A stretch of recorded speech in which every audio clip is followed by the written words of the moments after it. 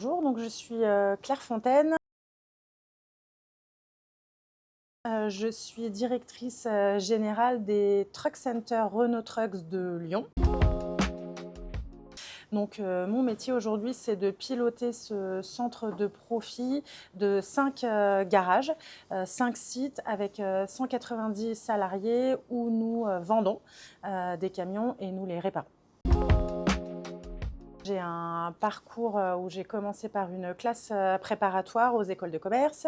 Ensuite, j'ai fait une école de commerce, celle de l'EDEC à Lille.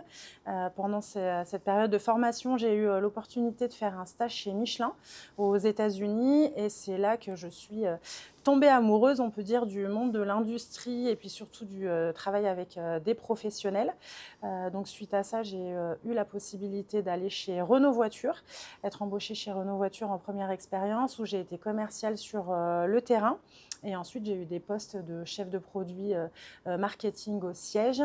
Après, j'ai eu envie de faire un petit pas de côté et de tenter l'expérience en petite PME. J'ai eu l'opportunité d'aller rejoindre des amis qui lançaient une entreprise de bijoux de créateurs de joaillerie.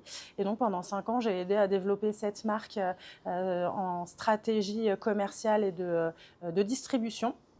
Et puis ensuite, je suis quand même revenue à mes premiers amours qu'est le monde de l'industrie. Et donc, j'ai intégré Renault Trucks en 2016. Et en plus, la fierté de travailler pour des marques françaises entre Michelin, Renault et Renault Trucks en venant m'installer à Lyon.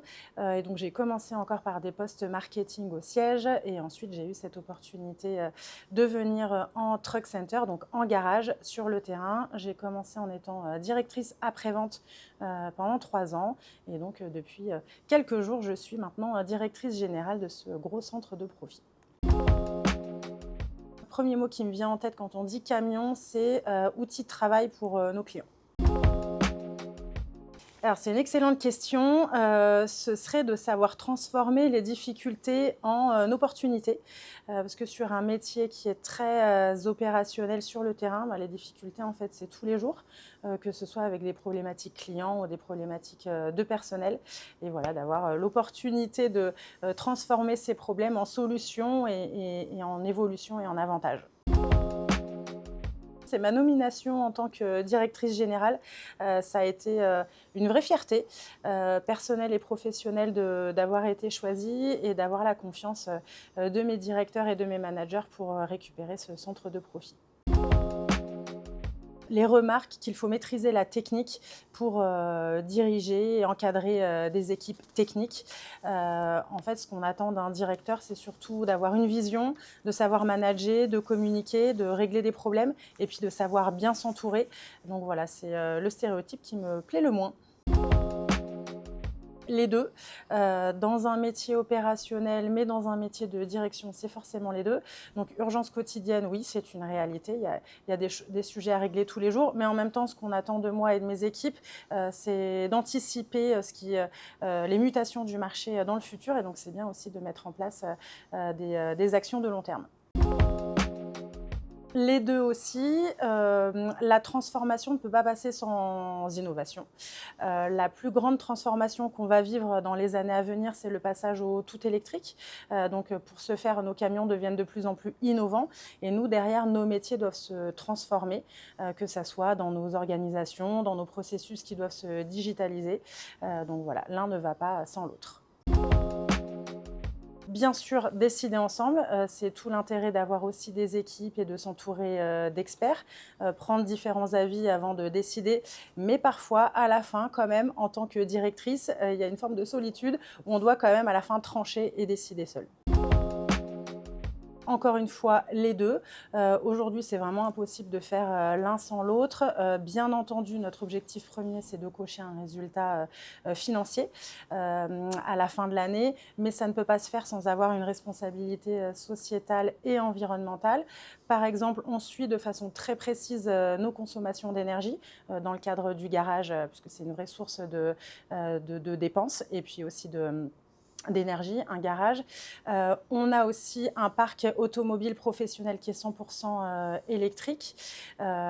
Et puis, on fait des fresques aussi du climat, des fresques de la circularité auprès de nos équipes pour les sensibiliser à tous ces défis pour notre société. Alors sans hésiter, terrain, c'est bien pour ça aussi que j'ai choisi, ce métier. Pour moi, c'est clairement là où les choses se passent. C'est, là où on est au contact de nos clients, au contact de nos équipes, où on a les idées et où à la fin on les met en place aussi. Donc si je peux passer le moins de temps possible à mon bureau, c'est vraiment ce que je préfère.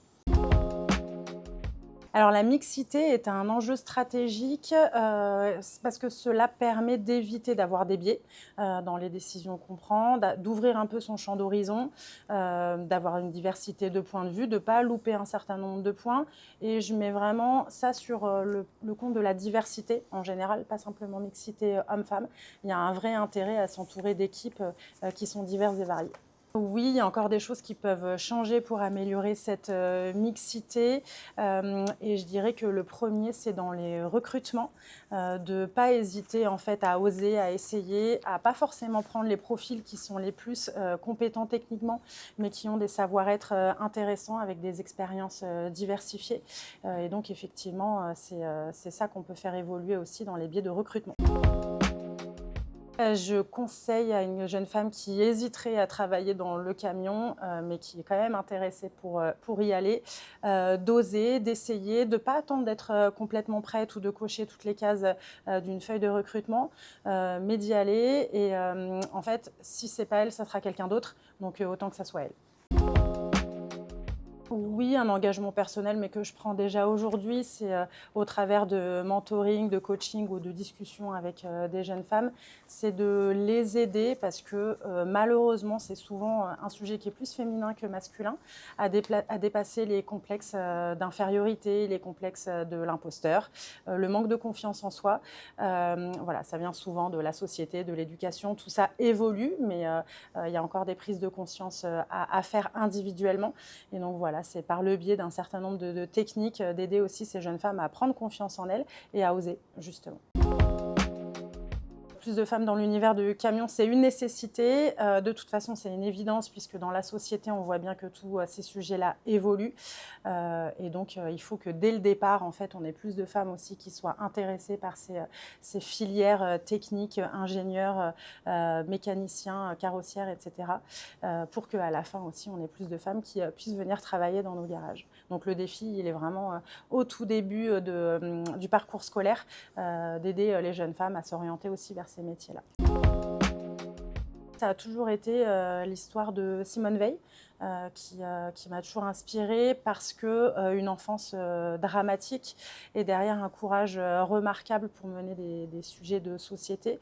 Une sorte un peu de défi, qui a été retourné au service de la société et un combat pour, la liberté des femmes et dans une moindre mesure, moi, ce que, ça me fait prendre comme confiance aussi, c'est se dire, qu'on peut transformer des difficultés en force et qu'à la fin, le leadership aussi, peut servir des causes un petit peu plus grandes que soi. Osez, essayez, vous serez surpris, que ça soit individuellement, dans des recrutements, dans des discussions de groupe. On a beaucoup d'a priori, mais quand on essaye de s'entourer de gens avec des profils divers et variés, c'est pas forcément juste homme-femme, ça peut être aussi sur des expériences professionnelles différentes. On voit vraiment la valeur de cette diversité, donc osez, osons.